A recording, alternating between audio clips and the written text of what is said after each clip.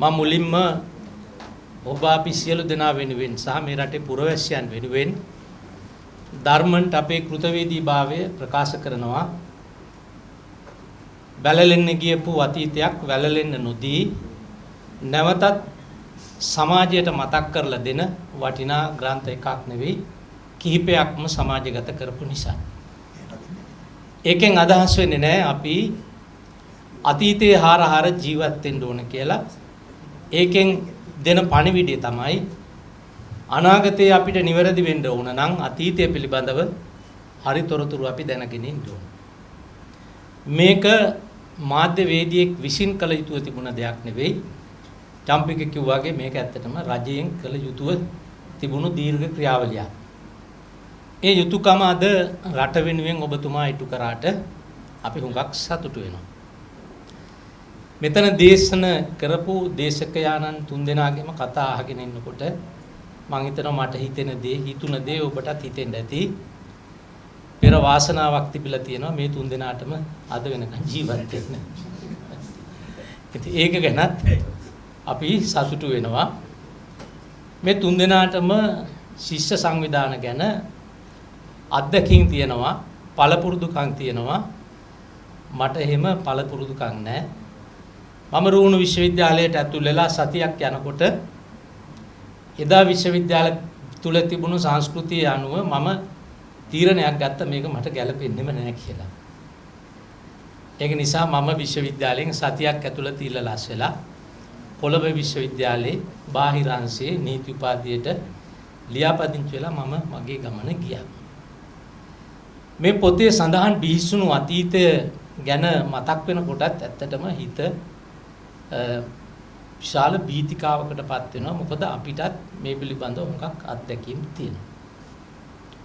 අපි දවසක් තරමක් පාන්දරින් අලුත් කඩේට යනකොට මෙතන උදේලටත් මතක ඇති. පළවෙනි පෝස්ටරේ අපි දැක්ක ගහනවා ජේ.ආර්. මරමු. අලුත් කඩේ තමයි පළවෙනි එක ගැහුවේ.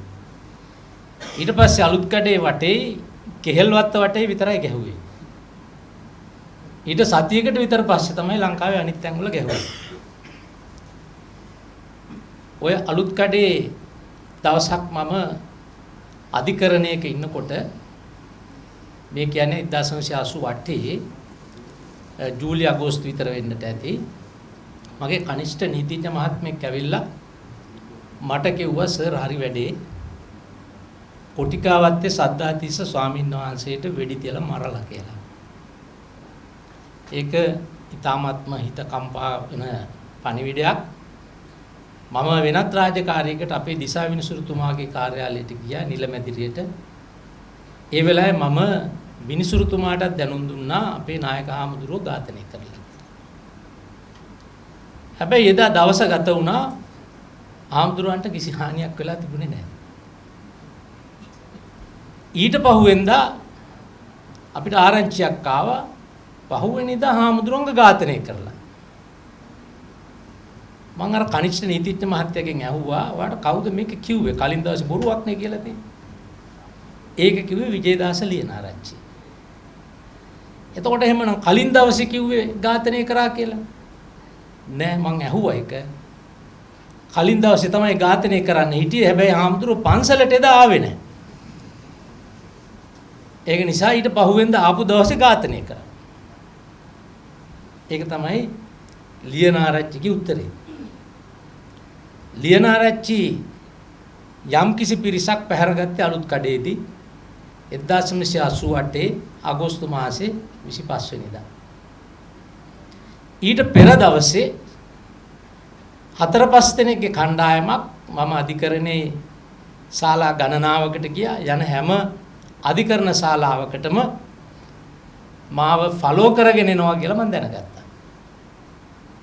අපි ඒ කාලේ හරි සැකෙන් බයෙන් ජීවත් වෙච්ච නිසා පරිසරය ගැන හරි විමසිල්ලෙන් හිටියේ. අධිකරණ ශාලා 5කට ගියා. 5ෙම පිටිපස්සෙන් ඇවිල්ලා කොරිඩෝ එකේ හිට ගන්නවා. එදා මට දැනෙච්ච සැකයක් නිසා මං අධිකරණ ශාලාවේ පිටිපැත්තේ රහසිගත වගේ නොපෙනෙන තැනකින් එළියට ගිහිල්ලා මං ගෙදර ආවා.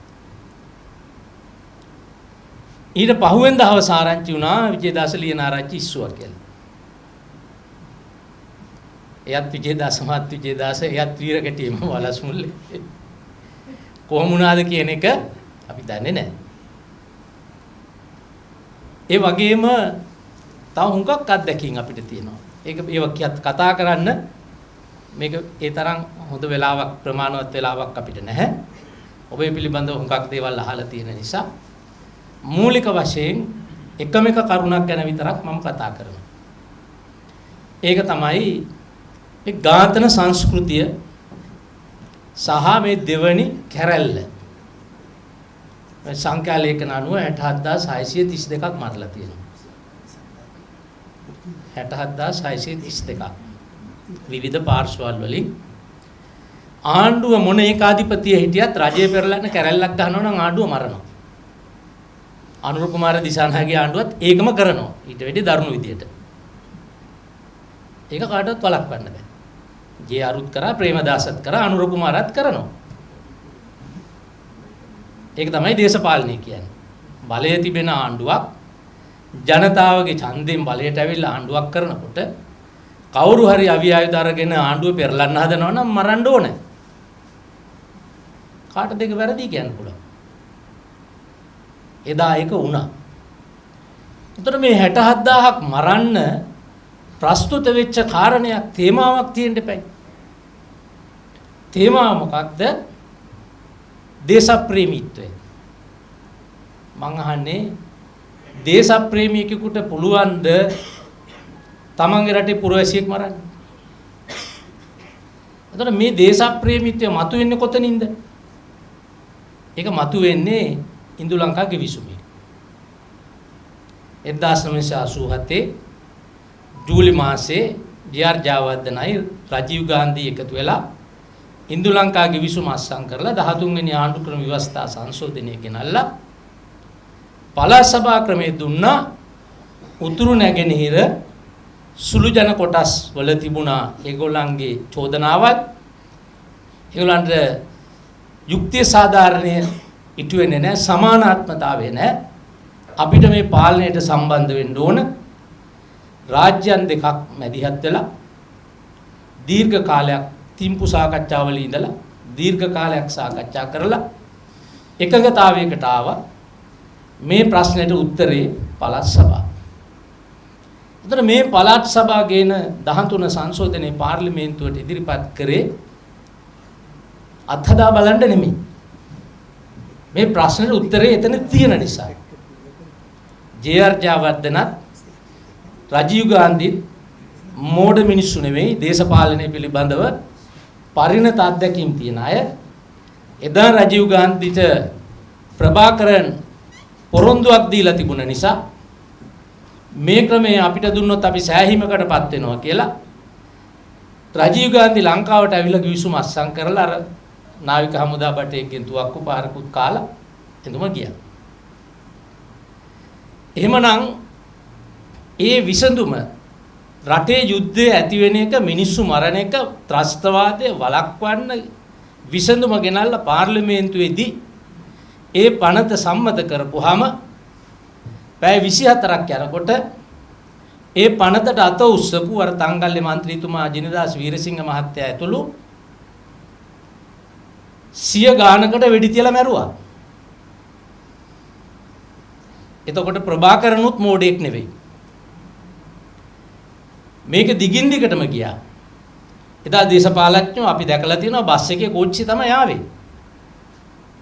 හැබැයි ජේ.ආර්. ජයවර්ධනට සිද්ධ වුණා ඒ පනතට අත උස්සපු മന്ത്രിලා හොයා මරනකොට, ඒ පවුල්වල සමාජිකයෝ හොයා මරනකොට ඒ මිනිසුන්ට පොලිස් ආරක්ෂාව දෙන්න උනා. නැත්නම් මේ කවුරුවත් ඉල්ලලා മന്ത്രിලාට ඇමතිලාට ආරක්ෂාව ගන්න ඕනේ කියලා මේ රටේ එහෙම ක්‍රමයක් තිබුණේ නැහැ. ඒතකොට මේ ඇති කරපු ඝාතන රැල්ලත් එක්ක ඒගොල්ලන්ට ආරක්ෂාව දෙන්න සිද්ධ වුණා. එතකොට ප්‍රභාකරන්ට දුන්න පණිවිඩය මොකක්ද?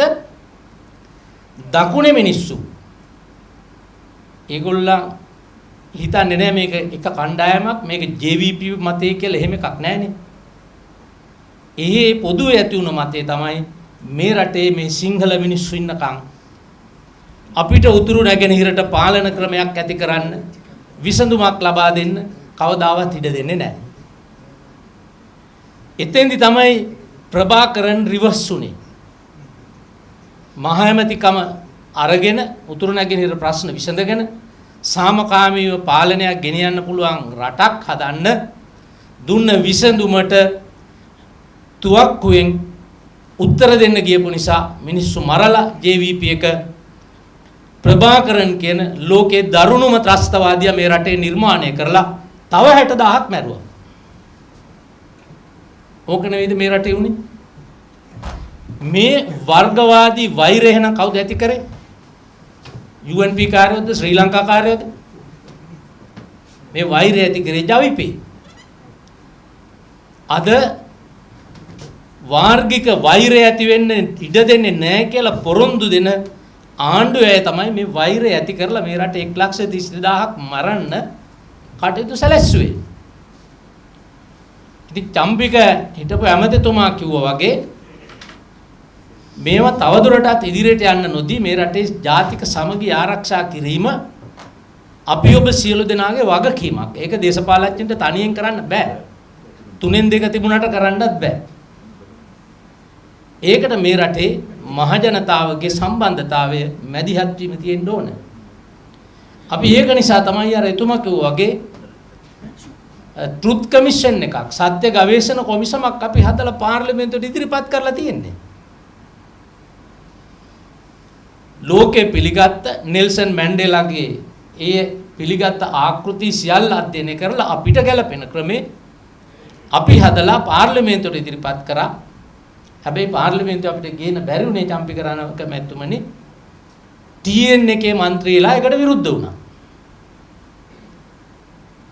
එතකොට ඒ විසඳුම අපි ගෙනාවේ නැත්තම් අනාගතයේදී තවදුරටත් මේ වගේ ප්‍රශ්න ඇති වෙන්න පුළුවන්. අපි අපේ වගකීම තමයි එහෙමනම් මේව නැවතත් ඇති නොවෙන්න මේ රටේ සාමය ආරක්ෂා කරන එක. අනිත් එක මේ විශ්වවිද්‍යාල වලට අපි පිළිගන්නේ විශ්වවිද්‍යාලට අපි ළමයි යවන්නේ මොකටද? ඉගෙන ගන්න. මම උසස් අධ්‍යාපන ඇමති විදියට ඉන්න කාලේ මම දන්නවා මේ රටේ යමක් කමක් කරගන්න පුළුවන් දෙමව්පියෙක් දරුවෝ විශ්වවිද්‍යාලයට තීරණයට යවන්නේ නැහැ. මගේ අමාත්‍යාංශයේ හිටපු අධ්‍යාපන උසස් අධ්‍යාපන අමාත්‍යාංශයේ ලේකම්ගේ දුව පෙරදිනේ විශ්වවිද්‍යාලයට තීරණ යවුවේ නැහැ. යවුවේ පුජ්‍යලික විශ්වවිද්‍යාලයට. ඇයි? අද ඒ විශ්වවිද්‍යාල තුල ගොඩනැගිලා තියෙන්නේ අධ්‍යාපනයට සුදුසු පරිසරයක් නෙමෙයි. ගහ කොටා ගන්න, මරා ගන්න. දැන් මෙතුමල් තුන් දෙනාගේම කතාවෙන් එළි වුණානේ. එතකොට මේක මේ රටේ උසස් අධ්‍යාපන ක්‍රමයක තියෙන්න ඕන දේ. උසස් අධ්‍යාපනය කොහොමද යන්නේ? සයිටම් ප්‍රශ්නෙට විරුද්ධව පෙළපාලි උද්ඝෝෂණ 410ක් තියුවා. අවුරුදු 3ක් වහලා තියුවා. මෙඩිකල් ෆැකල්ටි 8 අවුරුදු 3ක් තිස්සේ අකර්මණ්‍ය වෙලා තිබුණා. මොකටද? මම අමාත්‍ය ධූරේ බාරගත්ත වෙලාවේ මං කෝ නෑ කවුරු විරුද්ධ වුණත් මම කරනවා මේක. අපි කරා. කෑ ගැහුවා තමයි. අද බලන්නකෝ ළමයි 900ම වෛද්‍යවරුනේ. මේ රටේ වෛද්‍යවරු රට ඇතැරලා පිටරට යන කාලේ ඒ වෛද්‍යවරු ටික තමයි දැන් ගම්බද ඉස්පිරිතාල ටික බලාගන්නේ. එහෙනම් මොකේද මේ කෑ ගහලා තියෙන්නේ? මොකටද මේ මරාගෙන තියෙන්නේ? ජවිපේ කැරලි ගහලා මෙච්චර මරලා මට කියන්න පුළුවන් නම් කවුරු හරි රට රත් වෙච්ච එක සිතක් වෙලා තියනවද කියලා? නෑ. විනාශයම පමණයි. එමනම් මේ සංස්කෘතිය වෙනස් කිරීම සඳහා අවශ්‍ය අවබෝධය ලබා දෙන්න තමයි ධර්මන් මේ වගකීම ඉෂ්ට කරන්නේ. එතුමට මේ වගේ තව දීර්ඝ කාලයක් බොහෝ කෘති නිර්මාණය කරමින් රටට ජාතියට සේවය කරන්න වාසනාව ශක්තිය ලැබේවා කියලා අපි සියලු දෙනා ප්‍රාර්ථනා කරමු. බොහොම ස්තුතියි.